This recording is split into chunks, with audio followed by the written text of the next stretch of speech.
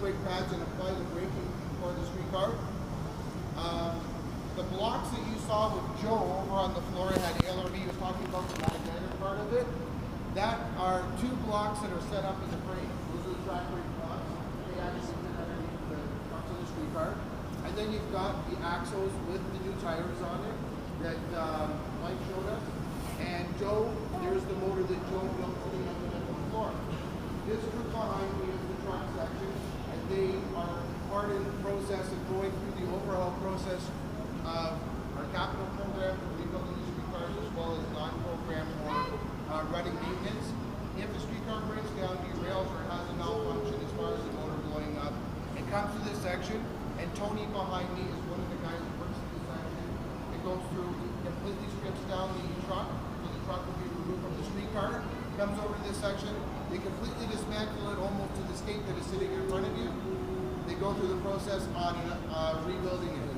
So from all these pieces, kind of like that puzzle, ends up here in front of us as a finished product as part of the streetcar.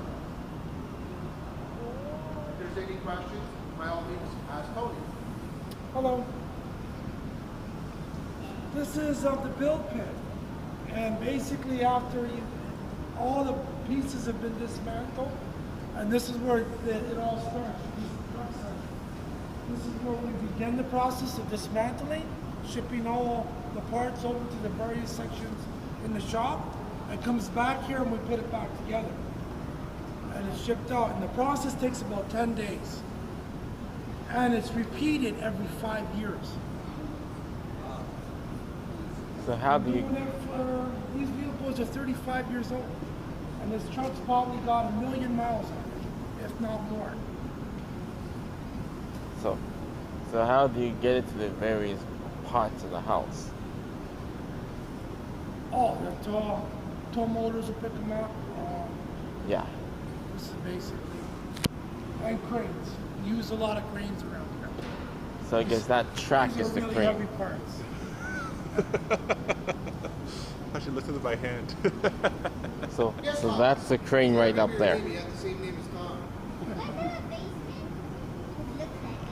Yeah, So- it's kind of like a crawl space where they can go underneath and then assemble some of the parts that are on the truck underneath.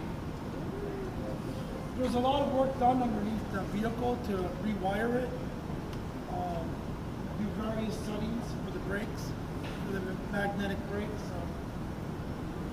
There's as much work done underneath as there is on top. The pits are there so that we don't have to raise this vehicle. We can just roll it out, go underneath, do our work, and then come out.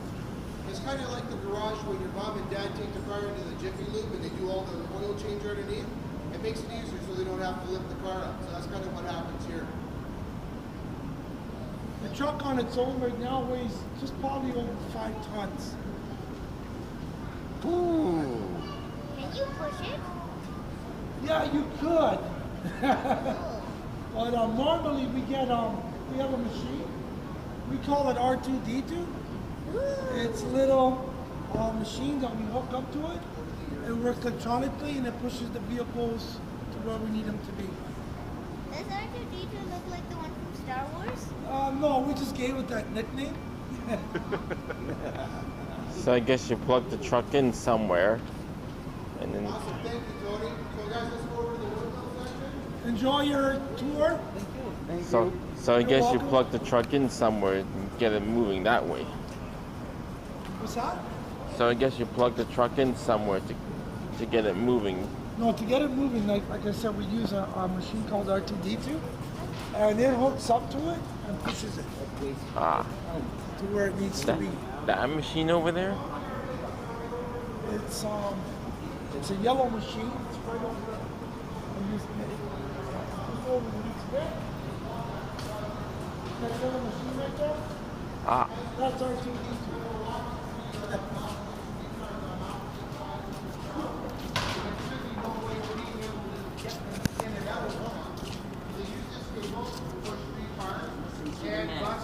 Explaining what Be able to put them through the different bays and locations within the shop.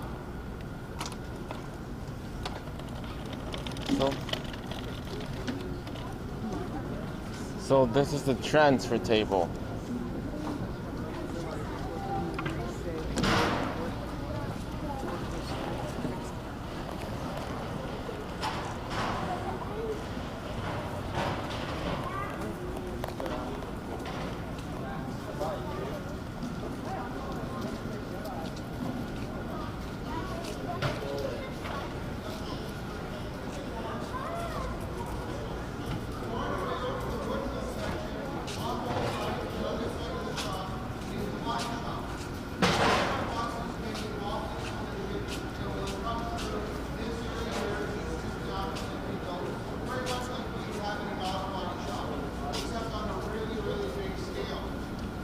We also have in here, all through here, a retail process for the different styles of buses that we have at the TTC.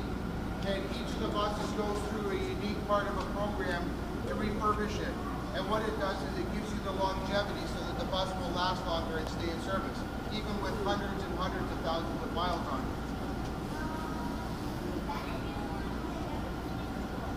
Nope, that's an older one. And it's probably came in before you came in.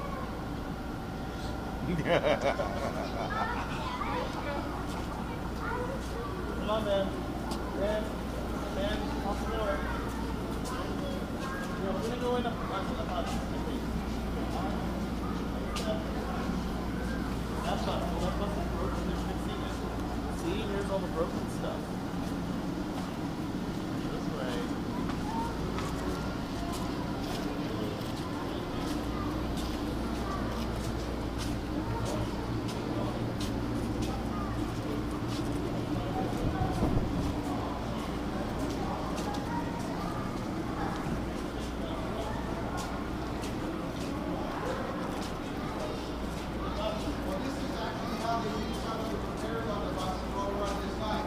Again, in terms of body repair, there's not just the outside, there's also underneath and inside. So, a very unique thing to see. One of the few times that you'd actually see something this big on a hoist. Most people think of a car being on a hoist inside a garage. We have the ability here to facilitate repairs to buses with the hoisting mechanisms that we have. We also have the same ability to do with streetcars. So when we're walking through the other side of the shop, I'll show you that. Yes, Tom? Is this one a seatbelt? No, this bus doesn't have seatbelts, except for the driver. Why Mo- does it not use seatbelt? Because you have to wear your seatbelt when you're driving. As a passenger on the bus, you don't. But as a driver in the car, if you got a seatbelt, you have to wear it. Same with passengers in the car. And the same with passengers in the car, yes. But it's impossible to put seatbelts for all the passengers on the bus. So just over here on your left-hand side is what a bus looks like kind of naked. An X-ray bus, yes.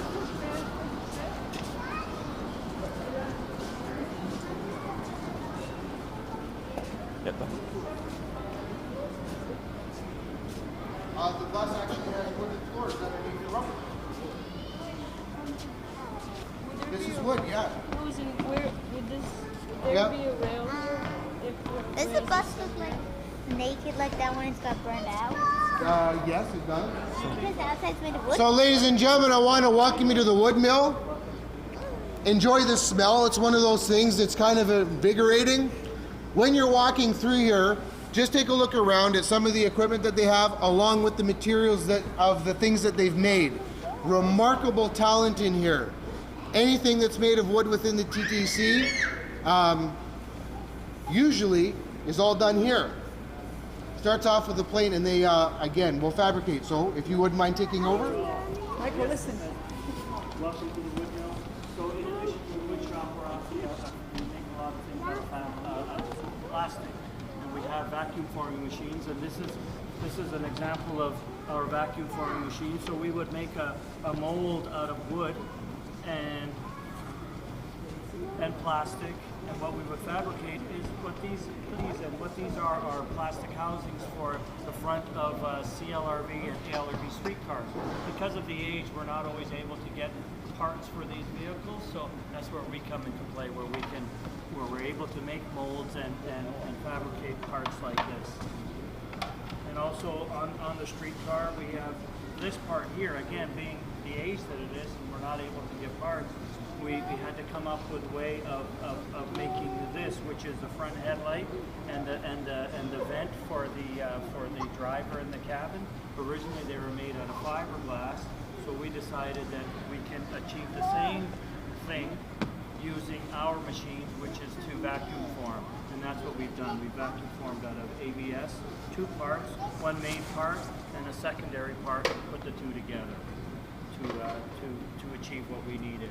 And what this is called a night switch lockout device. It's used in Greenwood shop, and it's a safety feature that we make here from scratch to isolate a night switch, a 600-volt night switch that when it's in the off position or the non-powered position, an employee can grab one of these devices, put it over top of the night switch, slide a slide bar, put a padlock, lock it out in his name, and then it is now, there's no risk of that night switch being powered with 600 volts. Go ahead. Lock out and tag out, I guess. Why does it look like it? I'm not sure why, but it does. It just, that's the way we were asked to make it, and that's the way that we made it. So, as I said, it's made from scratch. This is the cylinder that we would use to make the round part of it. This is the mold that we use to make the handle, and we go onto the vacuum forming machine, form it. It's basically 2 halves that make one. So as it's formed, we remove it off of the mold, cut it like so, glue it together, and that would be your handle. So, and then we would also form a clear plastic cap and use a material called Delecto for the slide bar, and all of which don't conduct electricity. Sorry.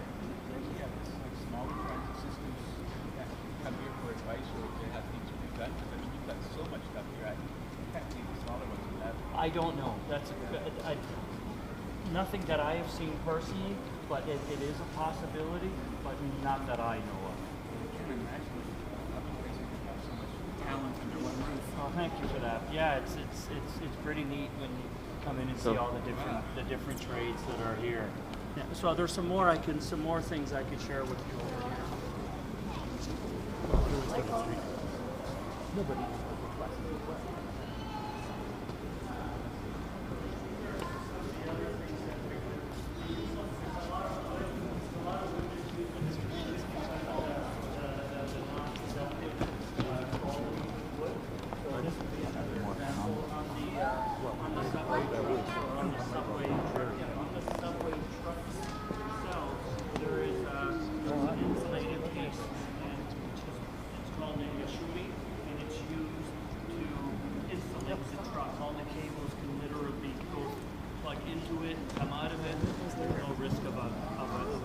And that links directly to the shoe for a power connection? I don't know. I just know it as an insulating feature, but it could do what you just said, but I'm not too sure. I just know that it's something that we've made, and we make it out of wood because of the insulating qualities. It very well could do as you said. And this is another example of something that we did on a vacuum using our vacuum forming machine, which is similar to the 2 that I showed you early, just a bigger version. And this is a cooling fin for an industrial type motor on the back of it. So we have some old motors that we weren't able to get parts because of their age. So this is where we would come into play, where our pattern maker would make a mold out of wood, and then he would make a box similar to this, but to accompany that. And he would use a certain type of a molding plastic, get the shape in that, and then once that is done, he would be able to get his other liquid plastic, the plastic that's required for the end result, pour it into the spout. As it goes into all the crevices and it dries, he opens it up and he's left with his finished product.